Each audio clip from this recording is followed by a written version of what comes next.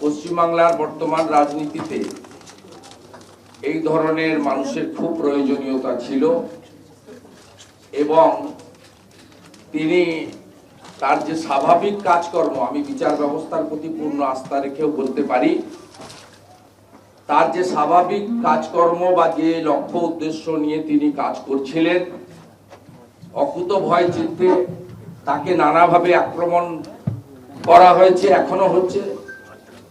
সেক্ষেত্রে তার কিন্তু কাজ করার সুযোগ গত কয়েক মাস আগে কার্যত কেড়ে নেওয়া হয়েছিল। তার সেই লড়াইয়ের ক্ষেত্রে তিনি তার বৃহত্তর প্ল্যাটফর্ম খুঁজে নিয়েছেন এবং আজকে জয়েনিং করার আগে তিনি আমাদের ভারতবর্ষের আমাদের দলের নেতা সম্মানীয় স্বরাষ্ট্রমন্ত্রী অমিত শাহজির সরাসরি আশীর্বাদ গ্রহণ করেছেন এবং মোদিজির টিমে মোদি পরিবারের সদস্য হিসেবে তিনি আজকে জয়েন করছেন। এর ফলে বাংলা থেকে পরিবারবাদী, ভ্রষ্টাচারী এবং তোষণকারী পিসি ভাইপোর সরকারকে উৎখাত করার প্রথম সোপান হিসেবে লোকসভা নির্বাচনে আমরা এই বাংলায় পরিবর্তনের, আসল পরিবর্তনের ডঙ্কাটা বাজাতে পারবো। আজ আমি একেবারে একটা নতুন জগতে পা দিলাম এবং এই সর্বভারতীয় দলে,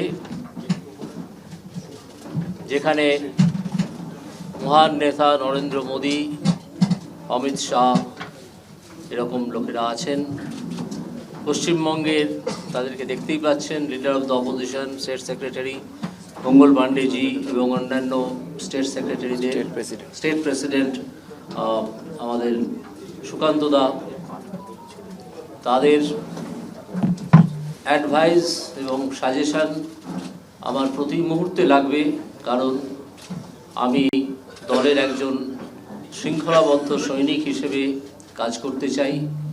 যে দায়িত্বই আমাকে দল থেকে দেওয়া হোক না কেন, তা যথাযথভাবে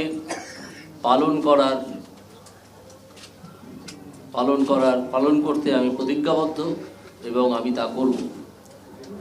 আজ আর বিশেষ কিছু বলার নেই, এই কথা বলা ছাড়া যে আমাদের প্রথম উদ্দেশ্য হচ্ছে পশ্চিমবঙ্গ থেকে একটা দুর্নীতিগ্রস্ত দলের এবং একটা দুর্নীতিগ্রস্ত সরকারের বিদায় লগ্নের সূচনা করে দেওয়া এই লোকসভা ভোটে, যাতে 2026-এ তারা আর ক্ষমতায় আসতে না পারে।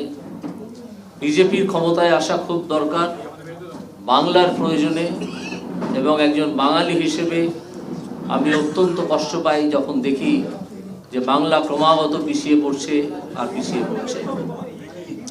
তাই আমি সর্বভারতীয় দলে যোগ দিয়েছি, যেখান থেকে এই দুর্নীতিগ্রস্ত দল এবং দুর্নীতিগ্রস্ত সরকার এদের বিরুদ্ধে একটা ভয়ঙ্কর লড়াই শুরু করা যায় এবং একটা সিরিয়াস লড়াই শুরু করা যায়। আজ আপাতত এইটুকুই।